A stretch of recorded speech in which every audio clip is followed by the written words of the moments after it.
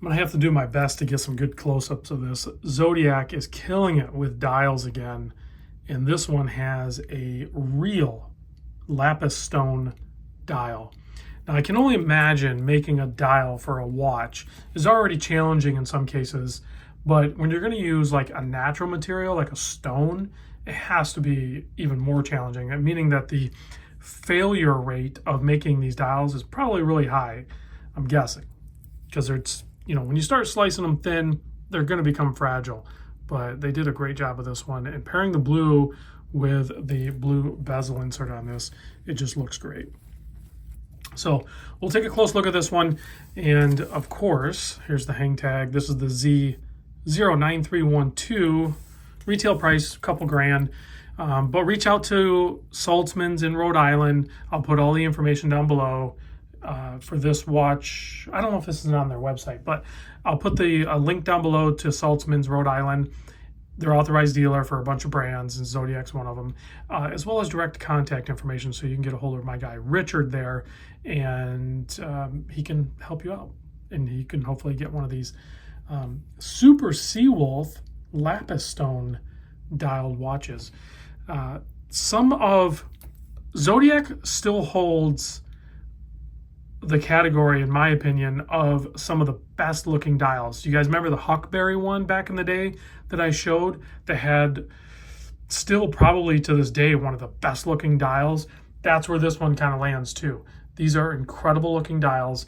Whether, you know, obviously it's intentional, they want it to look amazing, but you don't really know how it's going to resonate with the watch buying public out there. And I think this one looks great because you have like Oris, where they did that, we call it the trash watch, but it's the upcycle watch. That dial is actually really cool as well. And Saltzman's actually carries those as well if you're looking for one of those. And then you can get those in different sizes and everything. But just like this, because it's, you know, yeah, it's man-made because it's upcycled garbage, each dial is going to look different. And that's going to be the case with this one as well, because it's from a stone. They're not going to be able to replicate identical two watches. So each one is technically a one of one. So that's a pretty cool thing. It's going to be very unique. But I will say that overall, I'm guessing that the blue is going to be the overwhelming color on the dial, although you do have some gray tones, dark tones, and then some sort of metal in there. I don't know a whole lot about these stones, but if you're a rock hound, you might know. So you can chime in down below.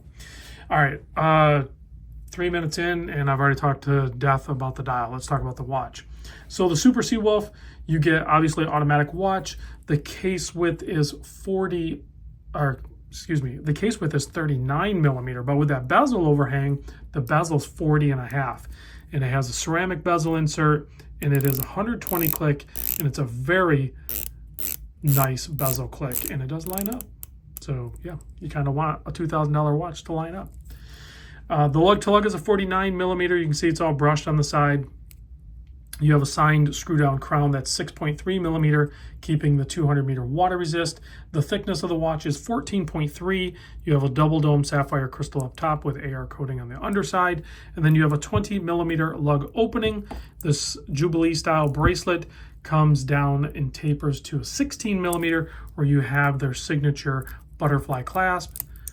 And in case you didn't know, you're going to know now, they have a spring loaded function in this guy. And this one is very smooth, but that function alone has made the Zodiac butterfly clasp one of the only butterfly clasps that I can really wear. I've owned quite a few Zodiacs, and they've all had that, and it's been no problem. I know there is some like higher end watches. I forget who it is. Is it Vacheron or somebody? I can't remember who it is, but they have like a quick adjust butterfly clasp. But this one's a lot less money, and it works darn good. The movement inside is the STP1-21. Zodiac is owned by the Fossil Group. STP is owned by the Fossil Group, so kind of in-house, essentially. The STP1-21, no date. I'm not sure if it's the standard grade or the elaborate grade, but the difference really is a little bit of perlage work, and the standard grade is regulated in 3 positions. The elaborate grade's regulated in 5 positions. So I'm not sure what movement exactly is in here, but The STP-1-21 is essentially very similar to like a Sellita SW200, basically. So just so you know, it's nothing revolutionary or anything like that. It's just another one, just like the ETA-2824, the SW200, and the STP-1-11 and 1-21. They're all very similar. 26 joules like the Sellita, and roughly a 40-hour power reserve. So no problems there. And you can see excellent finishing on this guy. Let's pop it on my 7 1/4 inch wrist. I typically am not drawn towards blue dials. I like the way blue dials look, especially when they pop like this. This one has a really good blue definition to it. I could see, you know, owning a blue watch. Like I had the blue dial Tudor Pelagos, like that vibrant blue. This one's has that vibrant blue, but it's more of a glossy nature instead of a matte nature. So here it is on my wrist. Super comfortable. It's a great size. Excellent bracelet combination with this thing. So if you're interested in picking one of these up, Saltzmans has them. This is the first time I didn't even know this model was out. So I'm excited to get my hands on it and hopefully give you guys a good video if you're in the market, or maybe you didn't know either, but you watched this video and I influenced you. I guess technically I'm an influencer. I don't mean to be. I'm not trying to sell you anything. I'm just trying to show you these watches, you know, because sometimes pictures and renderings and stuff don't really get you the information or detail that you need before spending your hard-earned money. So that's all I'm really trying to do. I'm not trying to tell you to buy the Zodiac, but if you really love the Zodiac, I have all the information down below. Just reach out to Saltzmans, tell them you saw the video here, and go ahead and purchase it. But if you don't like it, then don't buy it. See, that's how a non-influencer watch channel works. Here's a case back, quick release spring bars. Nice feature if you want to throw a different bracelet or strap onto this watch. I don't know why you would, because these bracelets and this clasp actually work fantastic with this watch. There's a look at the case back. Now, of course, it's time to do the Lume shot. Now, technically, this UV flashlight I use was purchased at a rock shop. My wife is a rock hound.